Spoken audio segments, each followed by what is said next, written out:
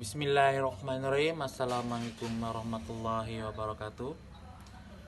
Alhamdulillahirrahmanirrahim. Puji syukur kita kehadiran Allah Subhanahu wa taala yang telah memberi rahmat serta hidayahnya sehingga saya dan kawan-kawan bisa melihat video ini. Salawat serta salam kita atur pada baginda Rasulullah SAW dengan ucapan Allahumma sholli ala sayyidina Muhammad wa ala sayyidina Muhammad. Sebelumnya, perkenalkan, nama saya Ahmad Robi Joko Purnomo dari Pendidikan Ekonomi Fakultas Tarbiyah dan Keguruan Universitas Islam Negeri Riau. Baiklah kawan-kawan, tidak mempanjang mukadimah dan terima kasih pada kawan-kawan yang telah sudi memperhatikan video ini, melihat penjelasan saya dan mendengar penjelasan saya. Baiklah kita masuk slide yang pertama, yaitu slide judul yang berjudul tentang pembangunan ekonomi. Yang pertama itu tentang Todora 2004. Pembangunan merupakan suatu proses multidimensional yang menyangkut perubahan-perubahan besar dalam struktur sosial, sikap masyarakat, kelembagaan nasional maupun percepatan pertumbuhan ekonomi, pengurangan ketidakmerataan, pemberantasan kemiskinan absolut.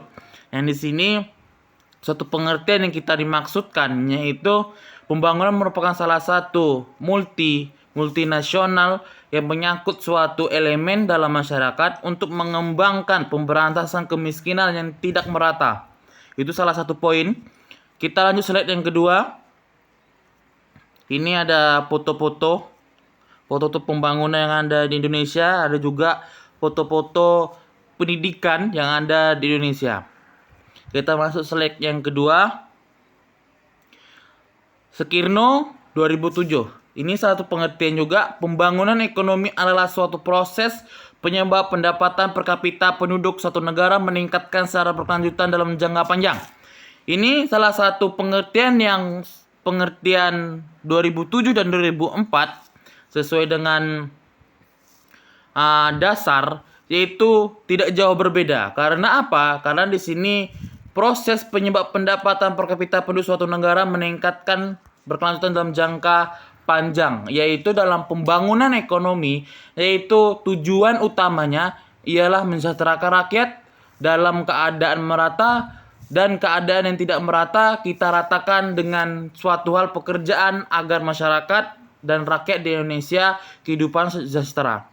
Kita lanjut poin selanjutnya, kesimpulan pembangunan ekonomi yaitu usaha dan proses untuk menaikkan dan mempertahankan kenaikan pendapatan per kapita penduduk suatu negara secara terus-menerus dalam jangka panjang dengan tetap memperlihatkan tingkat pertumbuhan penduduk disertai adanya pertumbuhan mendasar dalam struktur ekonomi. Dalam proses pembangunan ekonomi, pemerintah secara sadar dan terencana mengadakan perubahan-perubahan ke arah meningkat taraf kehidupan masyarakat. Berarti di sini dalam pengertian yang kita ketahui, berarti pembangunan ekonomi yaitu bagaimana masyarakat bisa menikmati hidup dengan baik, dengan status sosial dengan baik juga, sesuai dengan regulasi kehidupan yang harus dia dapatkan. Kita lanjut.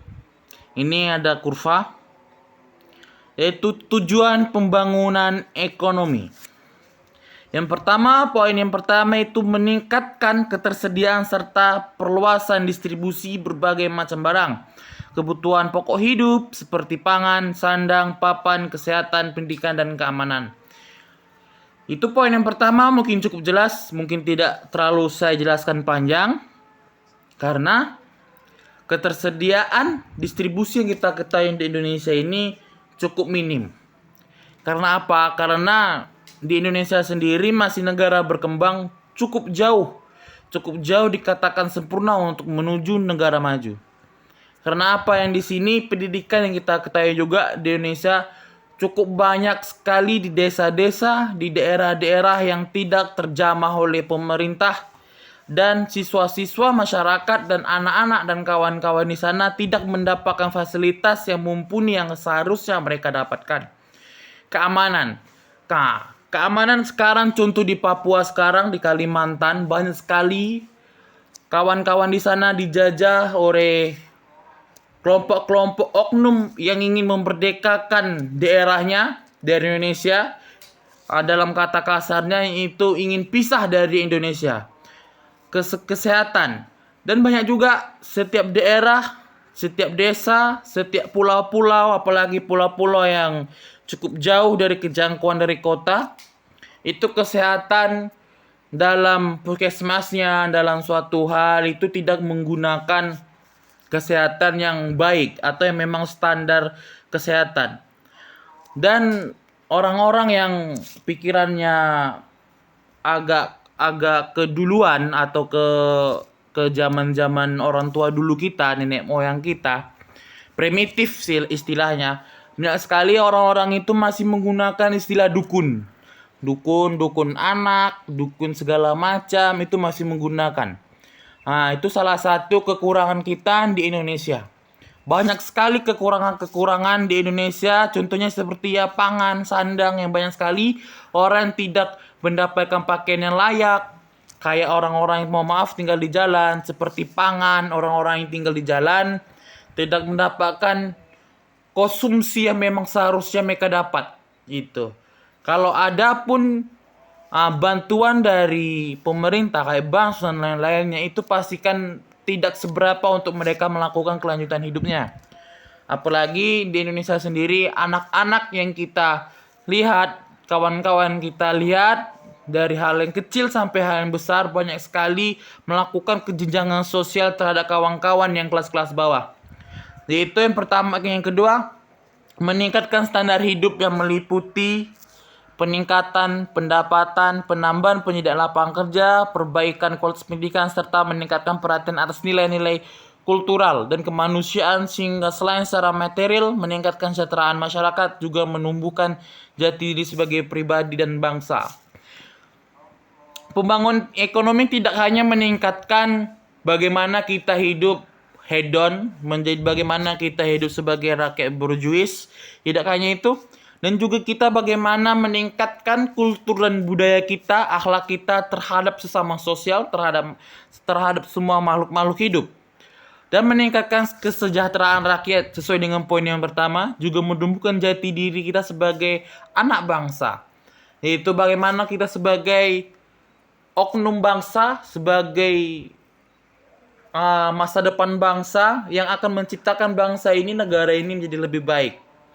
Yang ketiga, memperluas pilihan-pilihan ekonomis dan sosial bagi setiap individu, serta bangsa secara keseluruhan dengan membebaskan diri dan bangsa dari sikap menghamba dan ketergantungan terhadap orang lain atau bangsa lain. Yang di sini kita sebagai makhluk yang melakukan melakukan jenjang pendidikan yang sangat baik, kita tidak hanya mengharapkan orang untuk melakukan hal yang baik untuk kita, tetapi kita juga harus melakukan hal yang baik untuk diri kita sendiri, yaitu kita tidak selalu bergantungan terhadap orang lain atau terhadap bangsa lain. Karena apa? Karena di sini kita ketahui juga bangsa, sosial, dan masyarakat di lingkungan kita suatu akan mengikuti perkembangan zaman, itu akan menjadi kecenderungan sosial yang untuk bagi kita sendiri. Jadi bagaimana kita akan melindungi diri kita sendiri atau mendoping untuk kita sendiri, yaitu dengan cara kita melakukan ekonomi dan sosial yang baik, melakukan hal-hal yang baik untuk kita, untuk memperhatikan masa depan kita. Itu salah satu pembangunan ekonomi untuk juga mengurangi pengangguran yang ada di Indonesia. Baik, ini ada beberapa foto-foto, yaitu ada foto pesawat, ada gambar suatu kota, ada gambar anak muda, anak siswa waktu upacara, dan foto kartu Indonesia Sehat. Baik, kita lanjut. Yang selanjutnya itu indikator keberhasilan pembangunan ekonomi. Pendapatan yang pertama, pendapatan kapita. Yang kedua, indikator sosial jumlah konsumsi baja dalam suatu tahunan, jumlah konsumsi semen dalam satu tahunan dikali 10 ton, C jumlah surat. Yang ketiga, indeks kualitas hidup. Yang keempat, indeks campuran, indeks Susenas, dan indeks pembangunan manusia. Ini salah satu pembangunan indikator yang ada yang harus Indonesia, yaitu jumlah konsumen semen dalam 1 tahun dikalikan 10 ton. Jumlah surat dalam negara dalam 1 tahun. Yang D, jumlah persediaan pesawat radio dikalikan 10. Yang E, jumlah persediaan telepon dikalikan 10. F, jumlah persediaan berbagai jenis kendaraan. Yang G, jumlah konsumen daging dalam 1 tahun. Yaitu kita harus melihat kurva-kurva atau melihat perkembangan masyarakat dalam hidupnya atau melakukan sosialnya, melakukan transaksi jual belinya, apakah rakyat dan masyarakat Indonesia ini semakin tinggi kualitas hidupnya atau semakin rendah dalam melakukan kualitas hidupnya. Kita lanjutkan lagi poin selanjutnya. Nah, ini ada gambar yaitu barang modal. Nah, yang kedua teknologi, tenaga kerja, sumber daya alam, kewirausahaan. Faktor ekonomi, yang dua faktor non ekonomi, lembaga sosial, keadaan politik institusional. Nah, yang di sini mungkin kawan-kawan bisa memperhatikan gambar-gambar ini, yaitu barang modal, barang atau modal untuk kita melakukan suatu pembangunan atau elemen pembangunan suatu negara, yaitu teknologi. Karena kenapa harus zaman sekarang ini perkembangan zaman teknologi itu tidak akan tertinggal. Karena apa juga? Karena berbuat hal apapun, melakukan hal apapun sekarang juga melakukan teknologi. Pendidikan sekarang aja melakukan secara teknologi, yaitu tenaga kerja. Walaupun kita ada teknologi, tenaga kerja untuk mengendalikan teknologi itu harus ada. Yang keempat itu sumber daya alam. Sumber daya alam, nah ini juga harus kita memperdayakan juga, harus kita tetap kokohkan sumber daya alam ini, yaitu kewirausahaan. Yang pertama itu faktor ekonomi, yang kedua faktor non ekonomi, lembaga sosial, keadaan politik internasional. Karena apa? Lembaga sosial atau keadaan politik itu tidak sangkut pautnya dengan bagaimana pembangunan ekonomi selanjutnya. Yaitu kita selanjutnya kemakmuran relatif rendah, itu contoh gambarnya. Produktif sangat rendah, negara berkembang. Pertumbuhan penduduk tinggi, dualitis. Nah, di sini mungkin kawan-kawan bisa melihat negara berkembang. Kenapa saya ucapkan yang pertama, negara Indonesia, negara kita ini jauh dikatakan negara maju. Karena apa? Kemakmuran relatif rendah di Indonesia. Karena pendidikan, kesehatan, papan, sandang, pangan, dan lain-lainnya itu tidak terbagi dengan rata. Tidak juga bansos-bansos yang disediakan oleh pemerintah itu tidak mencakup kebutuhan masyarakat Indonesia. Karena apa juga? Karena di Indonesia ini cukuplah melakukan oknum-oknum jahat yang melakukan korupsi dan lain-lainnya. Ini produktivitas sangat rendah karena banyak sekali milenial ini, contohnya yaitu kata-kata yang sering di mensos atau yang kata-kata yang saya dengar, yaitu tentang banyak rebahan, mager, jarang melakukan produktivitas dan lain-lainnya. Itu makan, tidur, yaitu seperlunya aja dalam kehidupannya, yang yaitu pertumbuhan penduduk sangat tinggi. Ya benar, pertumbuhan Indonesia itu sangat tinggi.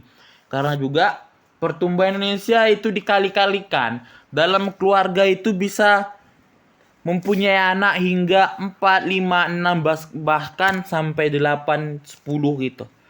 Jadi di situ juga pertumbuhan penduduk di Indonesia itu cukup tinggi. Ya, yang keempat yaitu dualitis, yaitu penghancur atau suatu hal yang memang sumber daya itu tidak bisa dimanfaatkan secara optimal oleh suatu rakyat atau masyarakat atau oknum-oknum tertentu. Baik, kita lanjut. Pertumbuhan ekonomi, perkembangan kegiatan dalam perekonomian menyebabkan barang dan jasa diproduksi dalam masyarakat bertambah. Itu tidak perlu saya jelaskan.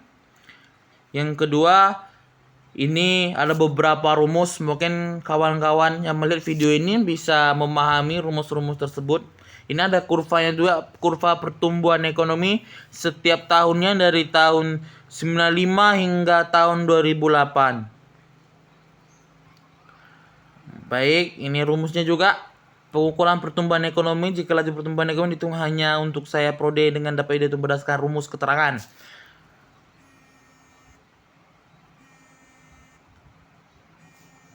Baik, kita skip aja. Ini ada beberapa teori klasik pertumbuhan ekonomi dipengaruhi oleh 4 faktor, yaitu jumlah penduduk, jumlah barang modal, luas tanah, kekayaan, dan serta teknologi yang digunakan. Teori Herbert Domar, perkembangan langsung dari teori makro Keynes jangka pendek menjadi suatu makro jangka panjang. Aspek utama dikembang oleh teori Keynes adalah aspek menyangkut peranan investasi. Baik, ini mungkin kawan-kawan bisa membacanya secara berturut karena ini sangat bersangkutan juga di poin-poin yang pertama yang telah saya jelaskan. Sekian dan terima kasih. Saya akhiri. Wassalamualaikum warahmatullahi wabarakatuh.